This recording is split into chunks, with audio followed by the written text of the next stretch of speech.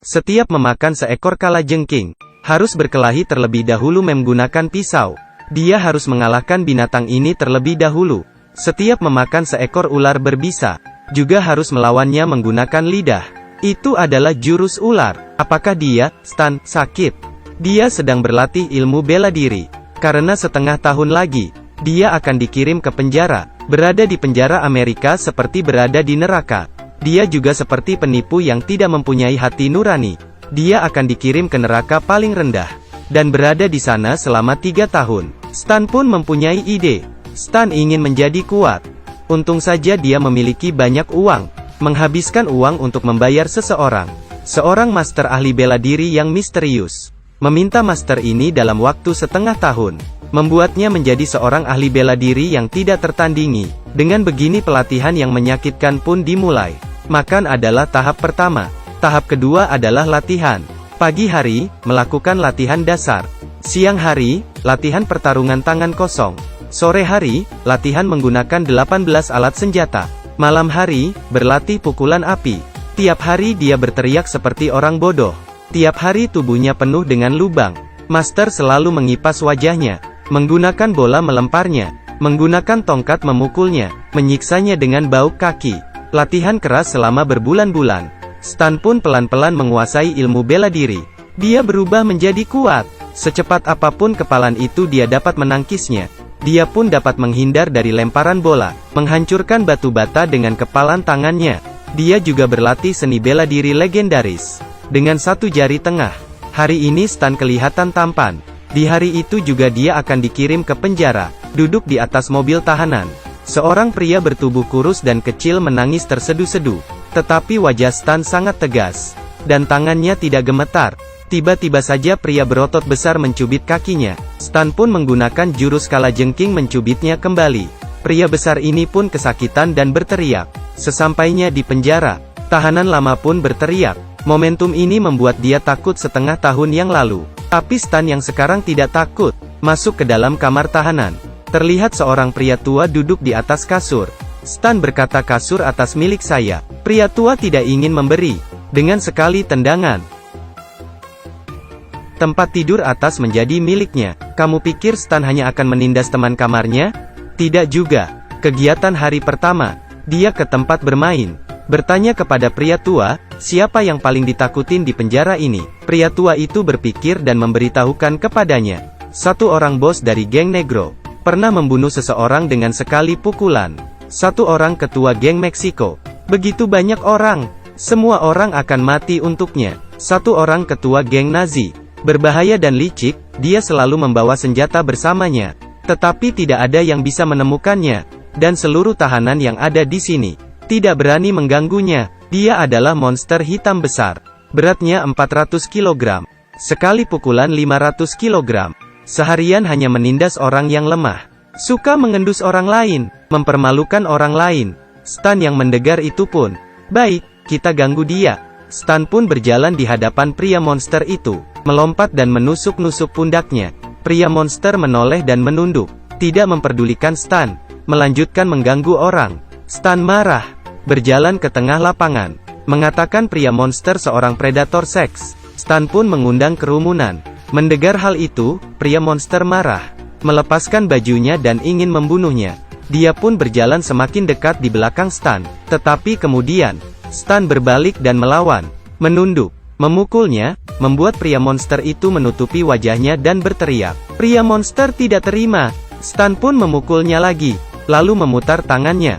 Memukul lengannya beberapa kali. Memutar pergelangan tangannya. Membengkokkan jari-jari tangannya, membuat pria monster ini pun tidak dapat berdiri kembali. Stan pun menendang kepala pria monster ini, tetapi hanya berjalan beberapa langkah. Geng Nazi pun menahannya. Melihat Stan begitu hebat, mereka ingin dia ikut bergabung. Siapa sangka, reaksi Stan, memberinya satu buah pukulan keras. Setelah memukul ketua geng Nazi, geng Negro pun menghampirinya. Dia tidak terima kalau Stan memukul saudaranya.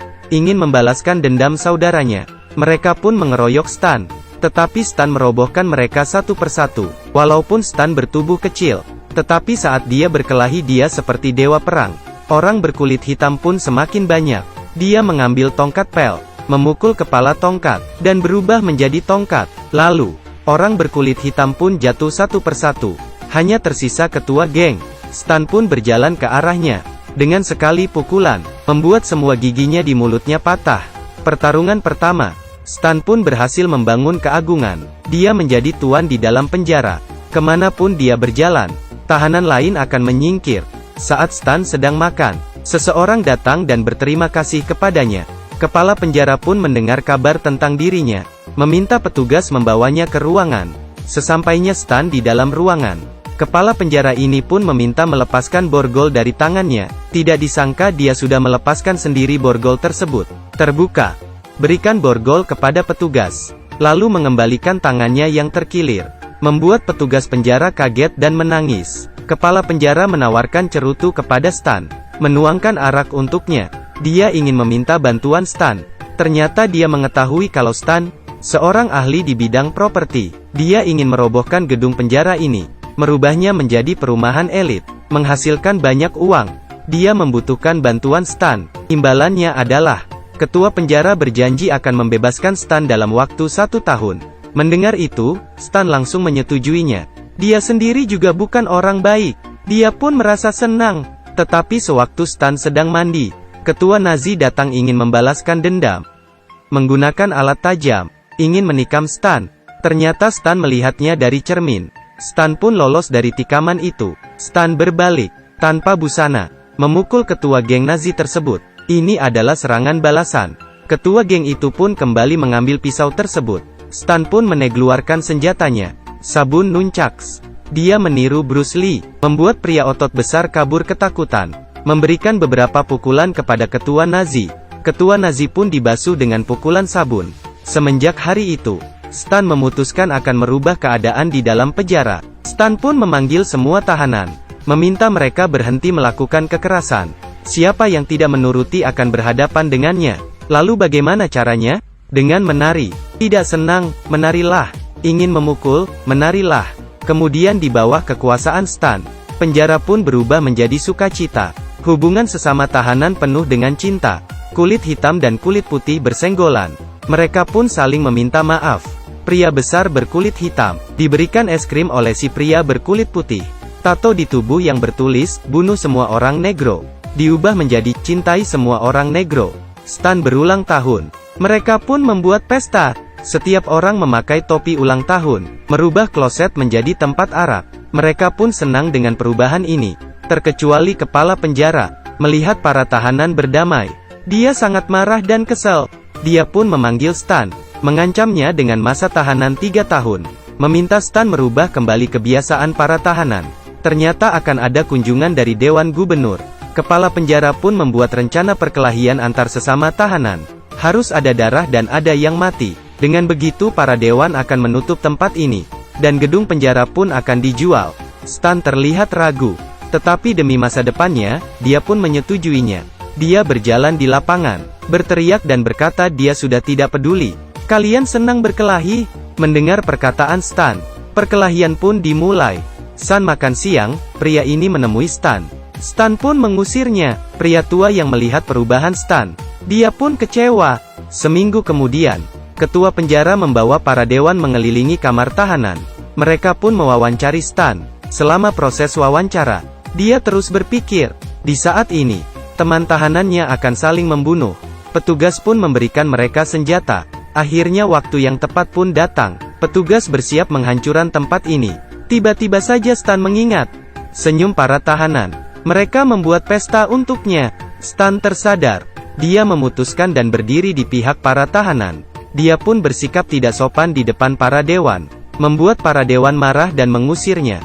Tidak ada jalan lain. Saat keluar dari ruangan itu, Stan memukul petugas tahanan. Di lapangan, keadaan menjadi tegang. Sesama ketua geng saling berteriak. Petugas tahanan pun bersiap menembak mereka. Akhirnya Stan muncul, tetapi dia terlambat. Di saat itu juga, si pria menyalakan lagu. Lagu pun diputar. Kedua ketua geng menari, melakukan tarian dansa. Setelah menari, geng Nazi pun keluar dan melakukan tarian mereka. Stan pun tercengang, tertawa terbahak-bahak. Mereka ternyata selalu ingat akan ajarannya. Ketua penjara merasa kesal, merebut senjata dari petugas, membidik para tahanan. Master pun muncul, menghentikan ketua dan penjaga tahanan. Perbuatan ketua penjara pun dilihat oleh para dewan. Tamatlah riwayatnya. 3 tahun kemudian, Stan akan dibebaskan. Para tahanan pun tidak pernah melakukan kekerasan lagi. Mereka berlatih ilmu bela diri. Saat Stan akan pergi, mereka merasa tidak rela. Satu persatu dari mereka memeluknya. Di atas perut ketua Nazi, membuat tato lukisan wajah Stan. Masih sangat mesum. Cerita ini mengajarkan kita, lebih baik menari, daripada saling menyerang. Membuat diri sendiri nyaman. Setiap orang pun akan diberkati. Sampai sini. Menurut Anda bagaimana film ini? Berikan komentar kalian. Bagi yang menyukai tolong di like.